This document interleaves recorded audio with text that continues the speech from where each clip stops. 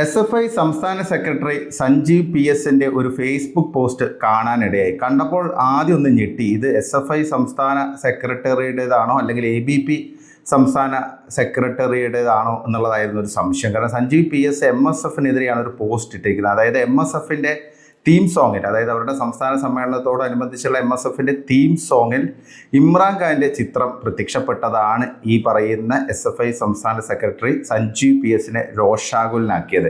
എന്തായാലും അതൊരു വലിയ മാറ്റം തന്നെയാണ്. കാരണം സാധാരണഗതിയിൽ ഈ സദാം ഹുസൈനെയും ഷെയ്ഖ് അഹമ്മദ് യാസിനെയും അബ്ദുൾ അസീസ് റാൻഡീസിനെയും ഹമാസ് നേതാക്കളെയൊക്കെ വലിയ രീതിയിൽ പ്രൊജക്റ്റ് ചെയ്ത് അവർക്ക് വേണ്ടി മുദ്രാവാക്യമൊക്കെ ഉയർത്തുന്ന അവരുടെ ബാനറുകളുമായിട്ട് പ്രകടനമൊക്കെ നടത്തുന്ന SFIയും DYFIയും CPM ഒക്കെ ഇങ്ങനെ മാറിയല്ലോ. ഇലക്ഷൻ അനുബന്ധിച്ചായിരിക്കാം, പക്ഷേ എന്നാൽ പോലും അല്പം അത്ഭുതം ഉളവാക്കുന്ന കാര്യമാണ്. ഇങ്ങനെ പോവുകയാണെങ്കിൽ ABPക്ക് വലിയൊരു പണി തന്നെയാണ്. കാരണം ABPയുടെ അജണ്ടകളിലേക്കും യുവമോർച്ചയുടെ അജണ്ടകളിലേക്കൊക്കെയാണ് ഇപ്പം DYFIയും SFIയും കടന്നുകൊണ്ടിരിക്കുന്നത്.